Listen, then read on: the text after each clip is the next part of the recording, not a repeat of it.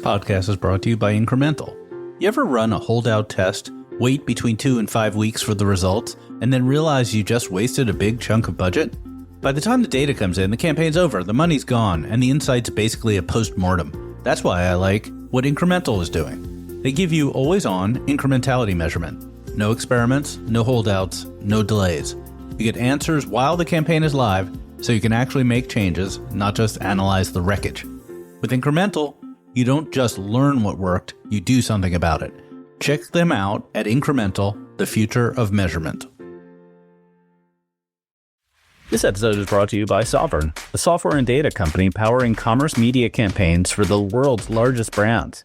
With real-time purchase intent data collected from over $3 billion in annual retail spend, Sovereign's commerce media deals are helping reach consumers at the time of purchase and deliver better outcomes for advertisers. To learn more, visit sovereign.com. That's SOVRN.com to learn more.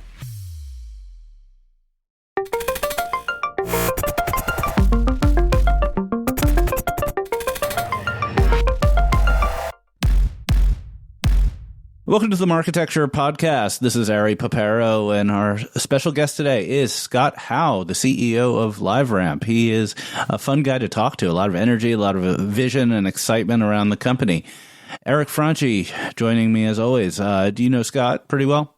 I don't know Scott pretty well. I've met him a couple of times over the years. I'm excited to hear what's going on with LiveRamp, what the state of data collaboration is.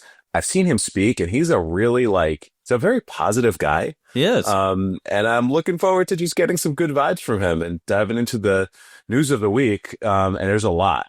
A lot of news. We've got TTD, we've got monster streaming deals, we've got some Holdco rumors, some AI. It's going to be a fun episode. All right, let's just dive right in. Just a quick reminder, there's only 2 weeks left to get your early bird tickets for Marketecture Live. Marketecture Live was sold out in the spring. It's coming back to New York October 27th. We have a stacked agenda, and we're talking about outcomes. So I would strongly recommend taking out your corporate card and buying a ticket before we sell out again. And the ticket price goes up right around Labor Day, so do it before summer's over.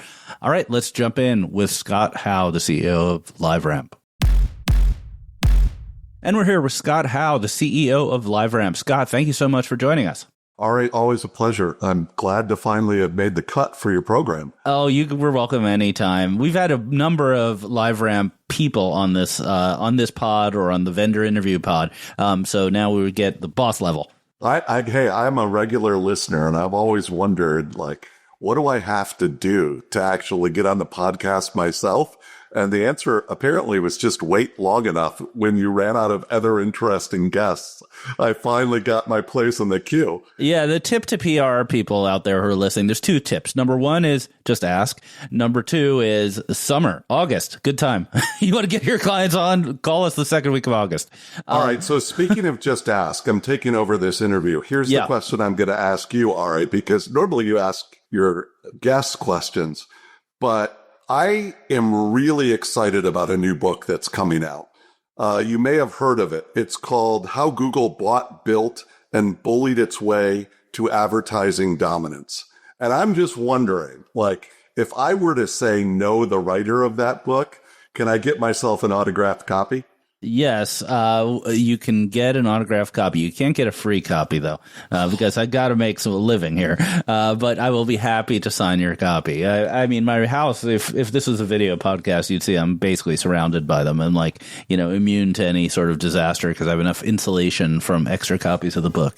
But the book is out August 5th. It came out. It's number 1 in certain weird categories on Amazon. I'm hoping it'll be number 1 on more of those categories over time. Have you read it yet, Scott?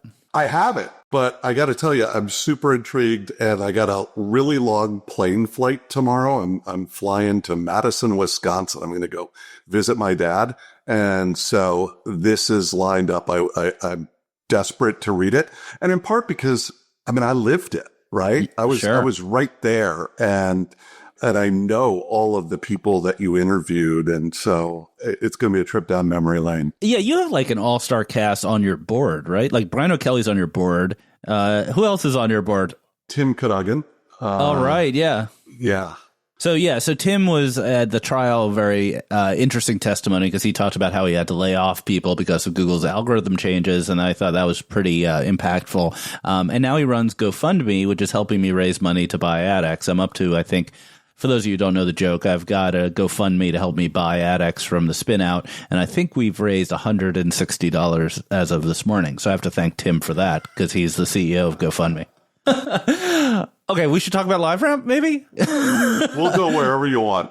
All right. What is LiveRamp nowadays? Like, I mean, onboarding, data, clean rooms, data broker, like what is the company? Yeah, I mean, we've really evolved. The LiveRamp that everybody first encountered years ago, back when Axiom bought LiveRamp, was a data onboarding company. It helped companies who had data distribute that data to the destinations that mattered. That business has really evolved. And I don't think onboarding, quite frankly, is all that useful anymore. To us, it's not like a monologue. It's a dialogue. It's a conversation. And so data onboarding is really giving way to what I would call data collaboration. It's about connecting data across partners. It's about creating a network effect such that companies can assemble with their partners the right set of data to deliver the best experiences to users. And even that is evolving because the data collaboration that we've been doing for the last few years is really giving way to AI enablement.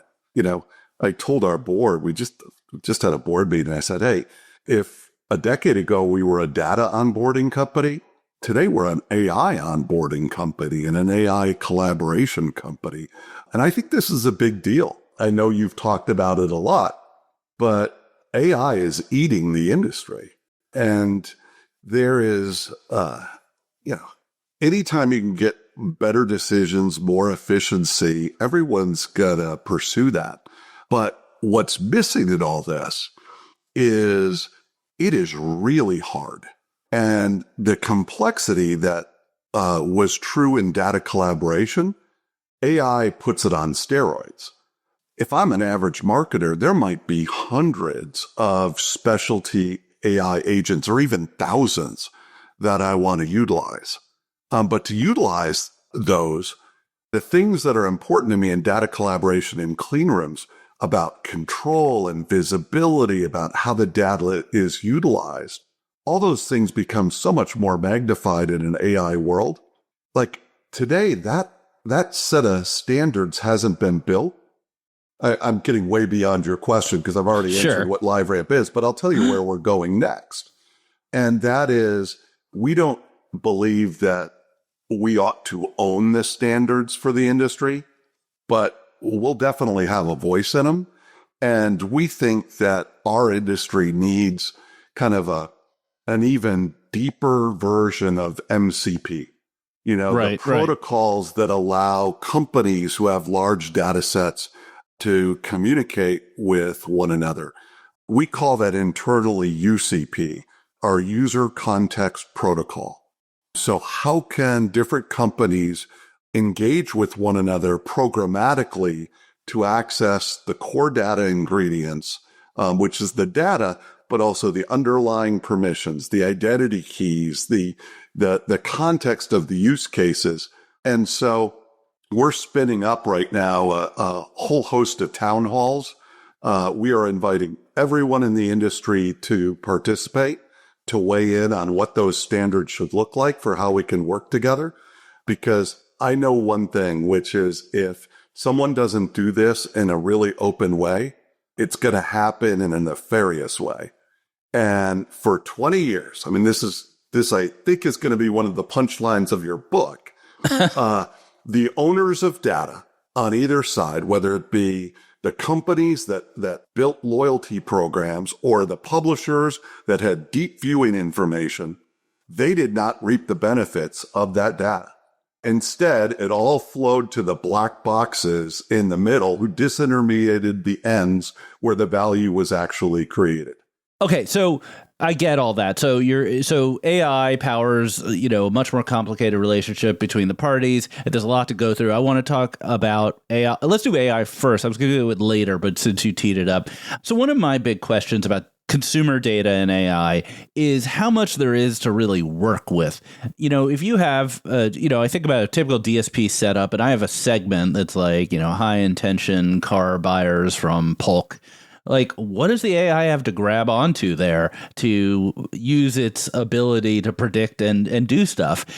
Because I could go back to my performance logs and say it performs better, we should use it more. Fine, that doesn't require AI. So, is it suggesting what data to use, or is it something deeper than that? Oh, Ari, this is the slowest of softballs you've ever served up to any guest, because you know the answer to this, right? Which is right now the LLMs are trained on publicly available information. And that publicly available information hits an asymptote in utility pretty quickly. The most valuable information in the world sits behind the firewalls of all the major marketers and all the major publishers.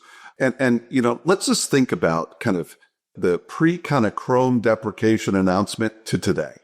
6 years ago, very few companies actually collected user data and had large CRM programs. Now just think about the number of loyalty programs that you've joined in the last 5 years. If you're like me or anyone, it's probably overwhelming, right? And you join the companies that you have an affinity for, and you share information, you allow them to collect things on you because they give you a better user experience. Likewise, if you look, you probably know the stats, 5 or 6 years ago, only a fraction of the ComScore 50 actually did true authentication. Now it is a perfect 50 for 50. Because again, they can collect information and deliver a better experience to that user. And then the combination of the proprietary data, when it's combined across multiple parties with their permission, that unlocks the magic, right? And so, want to unlock the power of AI? Feed it those proprietary data sets. But to feed it the proprietary data sets, no one should give an AI model access to federate their data or the ability to do anything they want with the data. No, the data should be used for you and your partners and your purposes only. Right. So having that set of controls is so important. So this is like Marriott knows I'm staying at their hotel, and Starbucks knows I like iced Americanos, and the AI tells me where the nearest Starbucks is and when it opens, that sort of thing. Possibly. I mean, you can take it in all kinds of different directions. And the common denominator is, companies should only do this when it generates more value for consumers. Okay, so you talked about it's not data onboarding, it's collaboration. That sounds a lot like the pitch from Habu before you acquired them. So has it been 2 years or a year and a half since Habu was acquired? Does it exist? Is clean room still a category? Because like Habu and InfoSum I thought of as the two leaders and they both got exited. Is it something customers ask for, or do they just want to share data in a privacy protected way and they don't necessarily need that piece of the architecture to make it work? Well, it's now, we've integrated Habu into LiveRamp's core platform. And so it is just a really important feature that all of our clients receive and increasingly utilize because they recognize in a world where Amazon collects so much data about people, it's really hard to out Amazon unless you actually start to collaborate with other partners. And so, your Starbucks Marriott example, for instance, or even, when you start to pool up multiple parties. We released a case study, I think it was about a year ago now, and I believe it was Albertsons, maybe it was Pinterest, and it was Triscuit crackers. And each one of those partners had proprietary information that the others lacked. And so when they join and have control over how their data is utilized, well, Triscuit knows through Albertsons who actually bought crackers. Pinterest can provide the global reach to reach cracker users and Triscuit is going to fund the campaigns. In that case, I love Triscuit crackers, but it's not it's not something you would typically think about having a 20% lift. They got a 20% lift, just under, when they started to collaborate. And that's pretty significant. No matter how long I'm in this industry, when someone uses a phrase like cracker users or cracker intenders, it's going to make me laugh. There's just no way around it. It's going to make me laugh. I am definitely a cracker user, too. So collaboration. This may explain, by the way, why I haven't actually gotten an invite in years to this podcast. Well, you could tell your grandchildren you were on it once.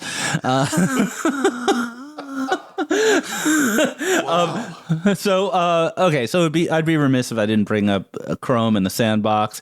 For those of you who've just black holed the whole thing because it disappeared, for 4 years we were under this cloud of the sandbox and Chrome cookies going away, and then it was all a dream. It went away.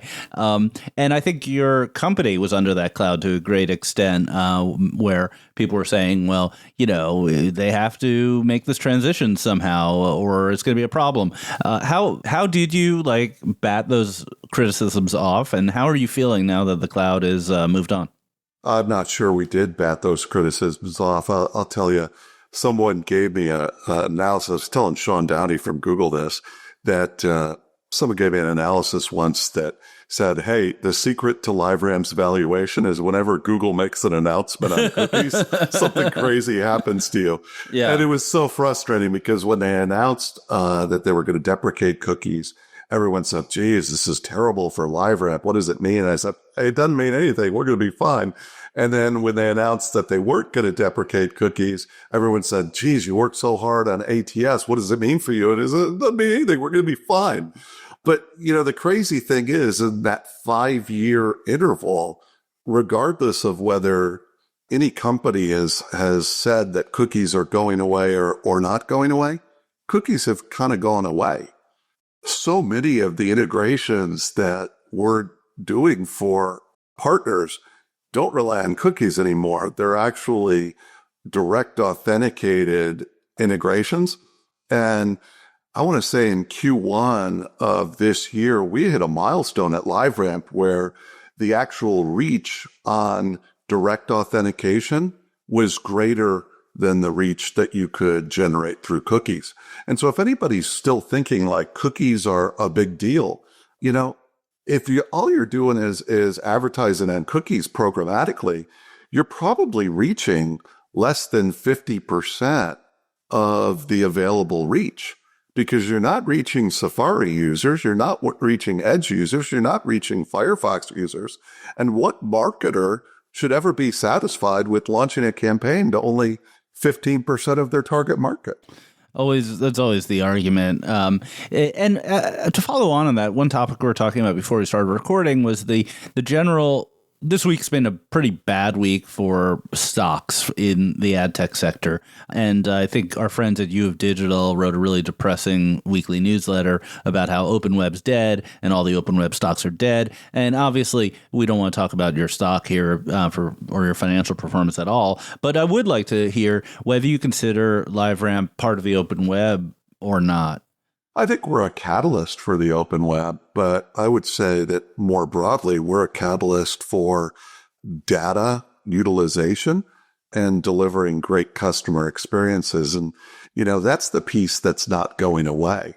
We live in a signal future that AI is going to be powered. The winners will have access to the most valuable signals. No one company not named Amazon can collect all the most valuable signals. You have to work with other companies to generate that. And that's where we enter.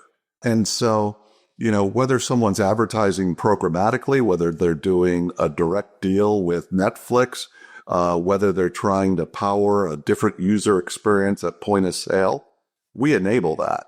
And so, historically over the last 10 years, I could tell you who the winners and losers were going to be because I can see it by the data collaboration volume. Right. So I could see when a certain social media platform lost share to another social media platform long before the world noticed. And what I see, though, is that the number of collaborations keeps going up, up, up. And I predict that's going to skyrocket as more and more companies turn on AI. So it seems like the sweet spot to some extent is like these hedged gardens, like these companies that have a proprietary product and audience, but that are not the very, very biggest, like you don't have to name customers, but you mentioned Pinterest earlier, and, Spotify's adopted, I believe, your ID recently. Is that a good way to think about things? Well, I think they have something really valuable to communicate. And if you start with the premise of the value is in the signals, then you ask yourself, who has valuable signals that are unique? And so when I look at the CTV players, they have such deep viewership information and important context. In and of itself, maybe it's not a full solution. But when you take what Netflix has and then perhaps combine it with what, say, a General Motors has around car buying intent and on the purchase journey, then you have something really magical. And so in some respects, I wouldn't say that, my bet's on the walled gardens or the hedged gardens. My bet is on companies that have valuable, unique, consumer permissioned information. They will be the winners. And those that don't and cannot collaborate to gain that will be the losers. And I think what's happened is we've had 20 years of disintermediation. I think we are entering a period of democratization where the playing field is level again, or starting to become more level. And then the question is, how will we as an industry respond? This gets back to what I was saying earlier. If the response for those important publishers is to cede all their data to a black box, then we're going to see the same thing happen over and over again. If the response is instead for them to say, hey, I have valuable data, I want to make sure I maintain control over it, I want to make sure that I get a fair value exchange for it, then I think those companies will emerge as real winners. That makes a lot of sense. Well, I think that's probably a good place to take a quick break. We have a lot of news this week, and it's very related to this around the Trade Desk and the Walmart news that just came out today. So we'll come back in just a moment with our refresh news of the week, and we'll kind of basically continue this conversation in that context. This episode is brought to you by U of Digital, the go-to training company in ad tech. They've launched the AI Accelerator, a hands-on boot camp that gets teams actually using AI for marketing and advertising use cases. Most people in our industry still aren't confidently using AI, even for basics like better email or smarter research, let alone creating content or analyzing data. The AI Accelerator changes that. It's participatory, immersive, and it's being used by teams at Diageo, Disney, and Mediaocean with tremendous results. And the industry AI leader Scope 3 is now the exclusive sponsor of the AI Accelerator. This program is legit. Go to uofdigital.ai and use promo code MARKETECTURE for 20% off, or email contact@uof.digital for group rates.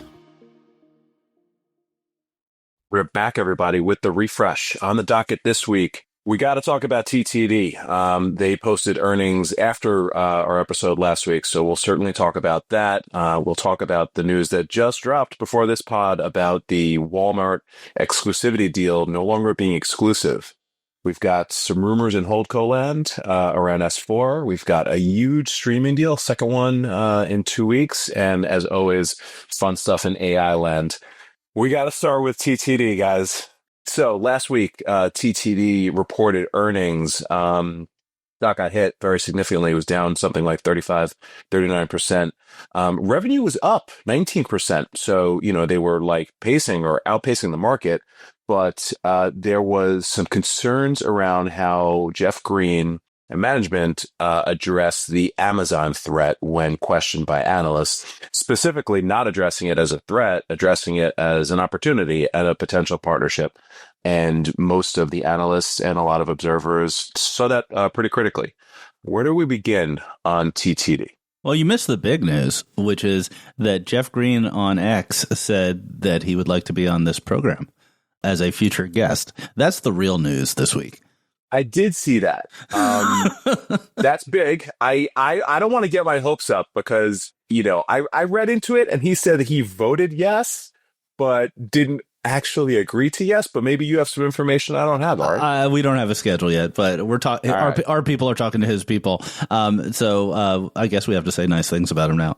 Ari, I'm just curious, if Jeff Green asked for a copy of your book, would you give it to him or would you make him pay too? Well, the thing is, I did ask him for comment on some issues around his old startup AdECN, which got acquired by Microsoft in the early days, and he didn't respond. So I don't think he gets a free book. All right. So to that point, I will tell you that Jeff and I worked together at Microsoft.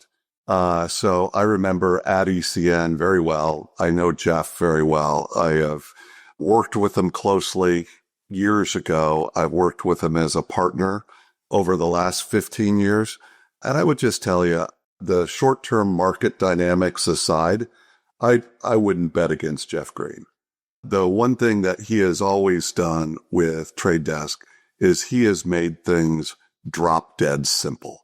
I mean, he's made things easy to buy. And if you think about how he emerged from the chaos of the early DSP space, by focusing on agencies, by making things so easy, by having such great service, great responsiveness, I think he's going to do that again. And if he follows that formula, he's going to be successful. Because what's the one thing that we all complain about in this space? It's that things are too complicated. So I just would never bet against Jeff Green. Fair. I think the founder advantage is real. Like if the company needs a shakeup, which I don't know if it does, he's the right person to do it. Critics would say that, of course, yes, it's a great platform and a great founder and all of the great things, great customers, but they're being aggressively pursued by Amazon, who is reportedly undercutting them on pricing. And Amazon is extremely focused on driving outcomes, and a lot of the conversation on the earnings call and more broadly has been about open versus closed and, the open internet and saving the open internet versus being maniacally focused on driving outcomes. And I think that's the piece where TTD has an opportunity to really shift things and show how, they can help drive outcomes and be at, if not parity, be a competitor to Amazon and others from a performance standpoint. What do you guys think? I think it makes sense. The open web doesn't have a platform that is known for, drop dead performance the way sort of AppLovin is carved out in the app world, and it's quite valuable if you can deliver that. It is, however, the case that they are fighting with one arm tied behind their back because Amazon has its data, and we'll talk about Walmart in a moment. Yeah, inventory and data are the two ways you differentiate a DSP. And, the Trade Desk knows this.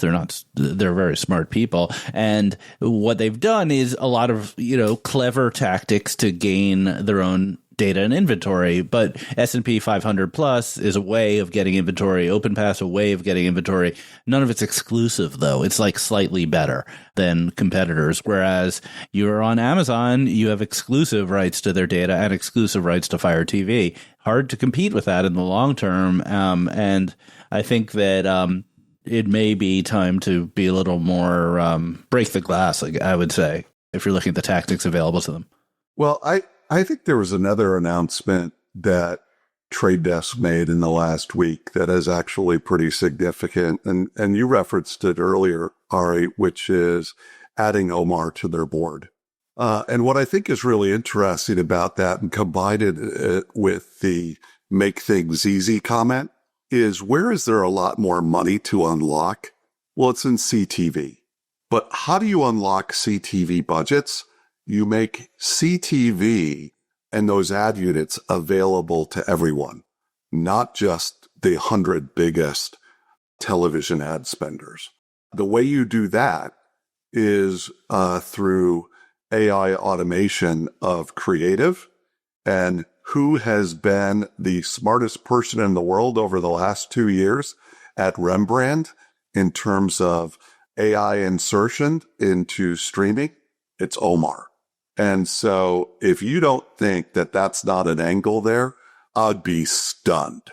Because that combination makes too much sense. Like they say on The Wire, Omar coming. We should note that Omar Tawakal is board director of LiveRamp. He is founder CEO of Rembrandt, which is a portfolio company of Paparo, where I work. And I violently agree with you, by the way, Scott. I think that was a big move. There's no one smarter about AI generally. And I spend a ton of time in this space, and certainly as it relates to creative and CTV. So I think that's a great call out.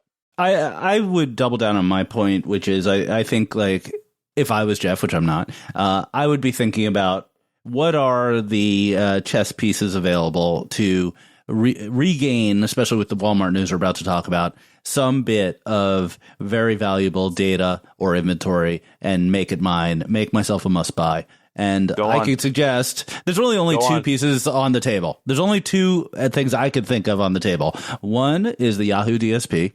The Yahoo DSP is a number 4 player. It's really good product. People like it, and it's got access to Yahoo identity, search data, and email data, and it's very valuable. And you could probably get it for a fraction of the Trade Desk's market cap.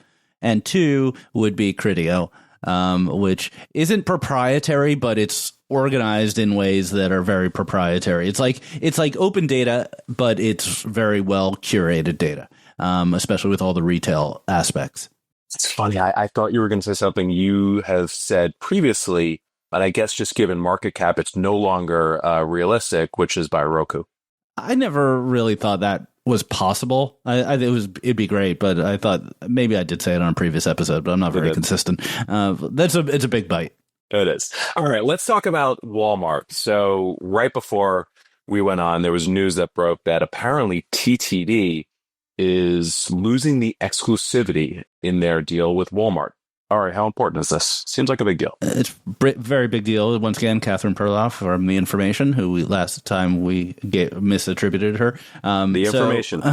So Walmart's like the anchor tenant in the Trade Desk's overall commerce strategy, as well as their overall proprietary data strategy. My understanding is that you not only use it for retargeting, the Trade Desk for retargeting, but also you could use the Walmart data for attribution and conversions, even if it was on other media. And so that's a really big deal. And it's like they didn't own it, but they had a long-term agreement. So non-exclusive opens the door to lots of things, like Walmart could start using a different party. You assume they're not going to use Amazon. You probably assume they're not going to use Google. So that puts Yahoo or someone else as a potential alternative vendor.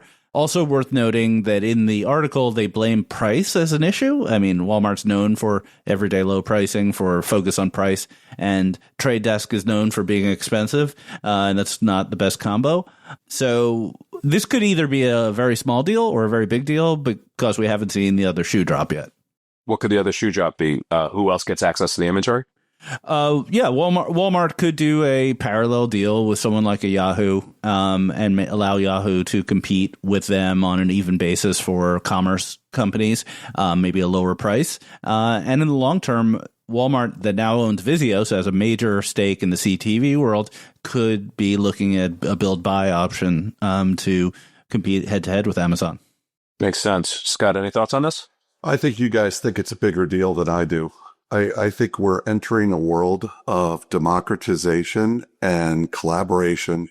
The world is open, and those that try to, wrap things up in exclusives, that world is kind of the last decade. And so Jeff's going to win and generate more volume by delivering a better yield, period. And if you can do that, then Walmart and others are going to steer towards him. And if he can't, then they won't. But again, I'll repeat what I said before. Never bet against Jeff Green. He is smart. He'll figure it out. And my guess is when he talked about this, he didn't sound panicked. He's probably known about it for a while. And I'm sure they are preparing for an open world where they're going to have a lot more partners. Yeah, the commentary from TTD, they provided, I think, like one comment. It was not panicked. But obviously it was by the PR department. And it's a really interesting point, Scott. I can't think of another big exclusive media and data deal besides this. Either of you guys?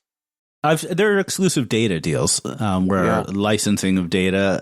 There's been a lot of them in the CTV space because there's a relative scarcity of the data. But I don't know of an exclusive media deal. If you just think back to when that was signed, it was a different period. So it was very odd in the retail media network growth.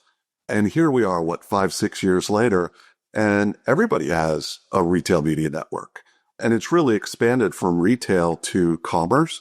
And so as it's become mainstream and collaboration has become more accepted and really embraced, I just don't think those proprietary kind of deals mean anything anymore. Yeah, that's awesome perspective. Glad we have you on this week. Let's move on. So S4, Sir Martin Sorrell's holdco, is engaged in acquisition discussions with a company called MSQ, which is a PE-backed agency, which frankly wasn't on my radar. S4, as listeners may or may not know, has been hammered in the public markets. It's down 98% from its peak and is currently valued at 140 million pounds, probably 170 something million US dollars, and has thousands of employees across their various operating entities. So they need to do something. Acquisition is obviously one route to get there. Strangely enough, I think S4 confirmed that the discussions were happening, and MSQ denied that the discussions are happening. So I don't know what's going on there, and it's probably out of the corporate M&A playbook to have this type of repartee. But what do you think, Ar? We need to have Brian Weiser on again. He's the only one who understands any of this. The whisperer. All I'll say is that I think that the growth of tech and AI could have sort of interesting effects on a lot of these holdcos, where winners and losers become more stark. I think we talked about that with Brian last week, but also potentially those who are doing well could have more leverage to do acquisitions or to buy up the smaller guys. So this is like a interesting little story, but until something happens, I don't know what to say about it. How big of a customer base are the holdcos to LiveRamp, Scott, to the extent that you can disclose this kind of stuff? Oh, yeah. We work with every single holding company, and obviously part of LiveRamp's legacy is now owned by IPG, because you'll remember we sold the Axiom service business to IPG. So great relationships with all of them. You know, I'm an ex-agency guy myself, because years ago, I helped get Avenue Razorfish off the ground. So it's always really interesting to see what they're doing. I will tell you right now, I think the agencies, the sector is getting killed, but that pressure that they're probably feeling is leading to some pretty rapid innovation. And I look at like Publicis and what they're doing with core AI. That's fantastic. They're reimagining how agencies do the work. And I would imagine unlocking far better performance for their clients. I don't know if you guys went to the MMA annual meeting. It was a few weeks ago, but it was amazing. They shared some of the early case studies on AI-driven targeting, AI-generated creative. The average lift, it's on their website, was, I want to say 190% across the clients. And the clients included folks like AT&T and General Motors. And they talked about, one of the case studies they showed was the average creative production time went from 10 weeks to film a commercial down to 36 minutes. And the actual video feeds were indistinguishable. So it's just so interesting what's going on in the agency world. It's a lot of fun to be LiveRamp right now, working with those agencies and seeing them all innovate in slightly different ways. That's a crazy stat. 10 weeks to, what was it, 37 minutes? 36 minutes. Oh my God. I got to see this thing. That's incredible. All right, let's talk streaming. So there was a big announcement last week, ESPN with WWE and NFL, and then this week, Paramount Plus, now under new ownership, had their own big announcement. So Paramount is going to take over, or Paramount Plus rather is going to take over streaming of UFC, which previously was mostly pay-per-view and also with a ESPN deal with the ESPN Plus app. This is a big deal. So number one, $7.7 billion over 7 years. And then I think number two, it signals, frankly, I think the end of the pay-per-view era, because UFC was basically the last of, the real draws for pay-per-view, and the numbers were not good over the course of the past couple of years. So this is, all right, I'm a fight fan. Just give me a moment. This is so good for fans. The cost of watching all UFC events is going to go from $1,100 this year to $120 next year. And we'll open up an entirely new audience. It's going to be awesome for, obviously, advertisers. I think this is so good. I probably lost all the listeners. No. Our listeners like to see people beaten up. But Eric, quick question. So before this deal, were you a Paramount Plus subscriber? I was, yeah. Oh, why? What why? shows? Yeah, what shows you like on Paramount Plus? Yeah, I forget. There was one or two shows. Oh, wait. The one with Tom Hardy, the Mobland. That was Paramount Plus. Okay. Worth it for Mobland, by the way. Okay. But their catalog of 80s and 90s hits is so good. Yeah. So good. They have Star Trek. They have all the Star Trek, right? But this is going to keep you or make you a happier customer, not churning, basically. Yeah, it's incredible. This is so good, and I think just signals that the future of what you were talking about, Ari, which is you need to secure really big opportunities for users as a streamer is it's so here. It seems like a big deal because prior to the acquisition by the Ellisons, they were really very much an afterthought, a very optional streaming service. No must-haves really. Except Yellowstone and the related properties. And this makes a big deal. And it also feels as though they're sort of positioning themselves as not, and I don't mean this in a pejorative way, but a little bit of a red state kind of feel, because the Yellowstone products also very much go toward that audience. CBS has always been the more conservative programming network, and UFC also is in that vein. Not. I don't mean this in a bad way at all. They're just trying to differentiate themselves from a Disney, which maybe has a family sort of approach.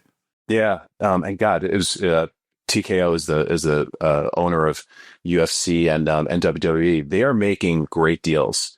I think UFC revenue was something like $900 million last year, and then just with this deal, it's north of $1 billion next year. So just by changing the model, they're going to make more money. So very interesting to be a sports and rights owner right now. Scott, you a fight fan? I am, and so. Listen, I also am a Paramount subscriber. I think I have every streaming service. So I'm excited about this. What I would tell you is it validates what we all know. Content is king. It's super valuable. My self-interested spin on this, though, would be content gives you context, and that's valuable. But in and of itself, in the world we're going, context plus other signals is going to yield the best outcome for advertisers. And so, when I think about the different CTV providers that we work with, the ones that I think are doing the most interesting things, it goes back to the collaboration, and there's a willingness amongst them to actually lean in to their advertiser partners and share data. The combination of the content viewership, the signals that the publisher is grabbing with the signals that an advertiser can bring, when those two are combined, the magic can happen. The yields go up for the programmer, and the ROI grows exponentially for the advertiser. And so I think the way you pay for more of these kinds of deals is you make your advertising more valuable. So we're going to see this as a catalyst to do more interesting things, the likes of which we've been talking about for the entire podcast. Could not agree more. The data and the ad innovation is going to be so cool. All right, let's talk AI. We have to. Two things this week. So first, Perplexity submits an unsolicited bid to buy Chrome for something like $34 billion, about 2x their valuation. This is great. I think it's just like great marketing. No way they can pull this off. But I love to see it. What about you guys? Yeah, it's a PR stunt. Because among other things, like it's not up to Google to sell Chrome. It's up to the judge and the committee that the judge appoints to determine who the highest bidder is. So jumping the gun doesn't help at all here, except to just get in the press. I just want you guys to know, breaking edge news. LiveRamp is also launching a bid to buy Chrome. You heard it here first. We probably can't pay as much, but we're really nice people and we're innovators. So, yeah. Sean Downey, come home to LiveRamp. I don't think Sean's going with Sean is not going to get spun out. He's too smart to get spun out, but yeah, I would love to see like the internal politics at Google where individual people are like, well, I'm not really on the Chrome team. I really support Chrome. Like people are just not going to want to get spun out. So funny. I'd like that to be the headline of this whole podcast, please. LiveRamp launches bid to buy Chrome. So David, your PR guy is in the background, has died. He is dead now. It's a shame. Somebody check on David. Oh my God. Okay. Other big thing in AI land. So there is a definitive category now of what. I mean, gosh, you were early to this category of companies doing what used to be called SEO. You wouldn't call it SEO now, but SEO for LLMs. Optimize your site experience such that you can appear in LLM results. I've been tracking this category. There's at least 10 companies doing this, and more emerging. Yep. But this is a category that is getting very hot. So this week there were two major fundraisers. The first was Profound, who 3 months ago raised their Series A. They just raised their Series B, led by Sequoia, KMP, and Khosla. So Silicon Valley is pouring into this category. They think obviously it's going to be a massive deal. And 3 months after the A, presumably a preemptive B by Sequoia, and then Evertune, which is some former TTD folks, they raised their Series A, led by Felicis. So firms that haven't necessarily been investing in ads over the course of the past couple of years in a category that's getting super, super hot. It's certainly one to watch, but it's also a category. It feels like it's hard to differentiate in, right? Yeah, it does.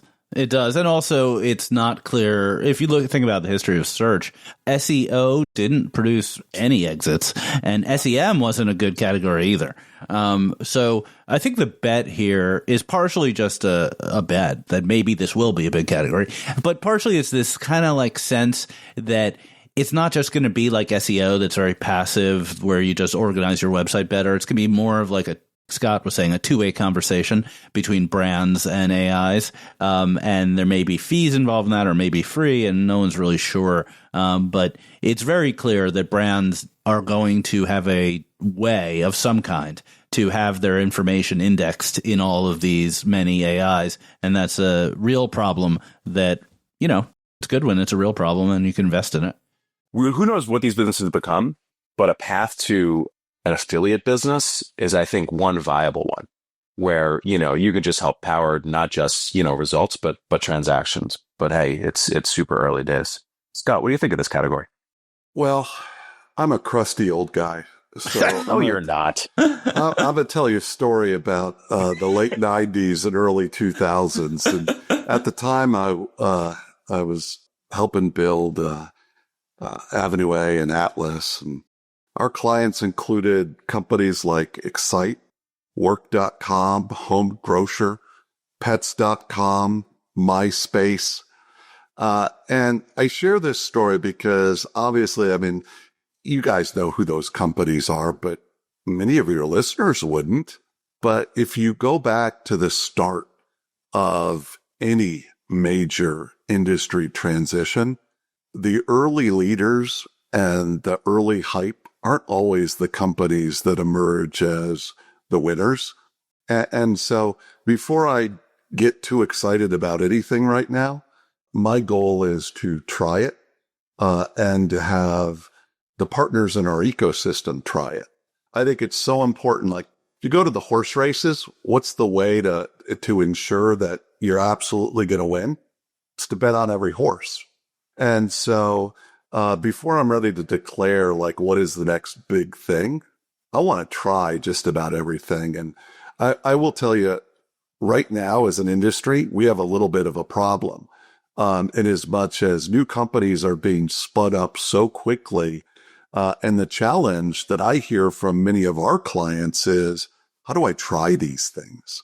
And what they don't want to do is go make a huge 10-year commitment, do an exclusive partnership, and throw mega millions. They want to figure out an easy way to get started and try a bunch of things and see what floats to the top. You know, maybe a more direct analogy is LiveRamp today. We work with 65 different DSPs. Well, there's probably only 5 or 6 that are going to emerge at the end of the day. But there was a time when we worked with even more than that number of DSPs because our clients wanted to test out the different DSPs, see what worked and what didn't. And then over time, the winners emerged. And I think that's gonna happen here as well. I think we should all be really reluctant to anoint any winners until some time passes and they prove that they can generate pretty significant customer value. Yeah, and I think the VC rounds serve as a signal to try to say, hey, we're the winner, we have more capital. And that sometimes works, but sometimes doesn't. You have to have the goods in the end. Yeah, when it works, it can work really well. But in many cases, it creates a lot of hurdles, frankly, for the companies. So you're absolutely right.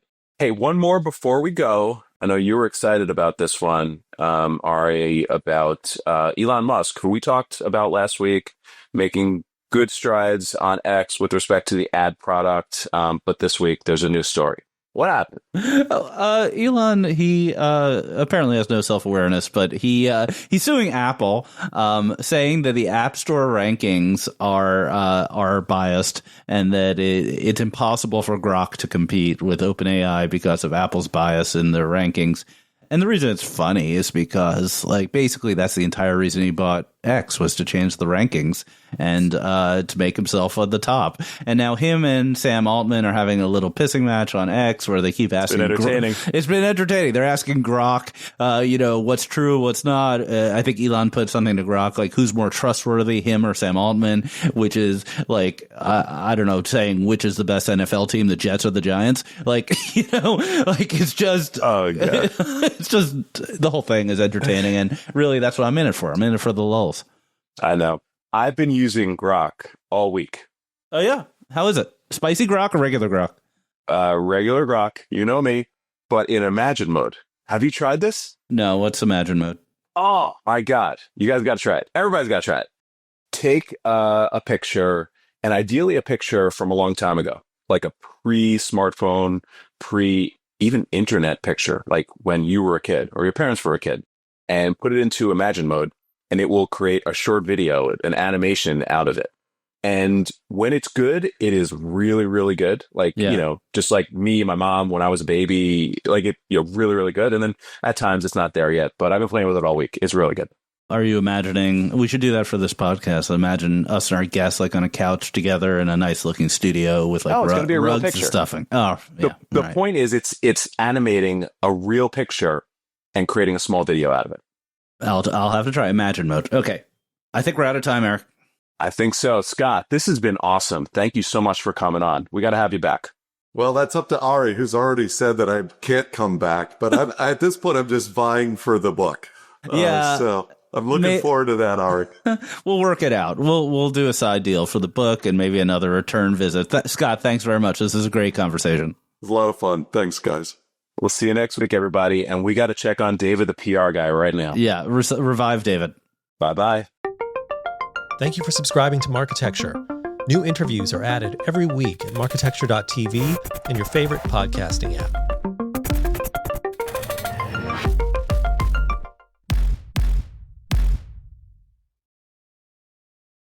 Thank you for listening to the Marketecture Podcast. New episodes come out every Friday, and an insightful vendor interview is published each Monday.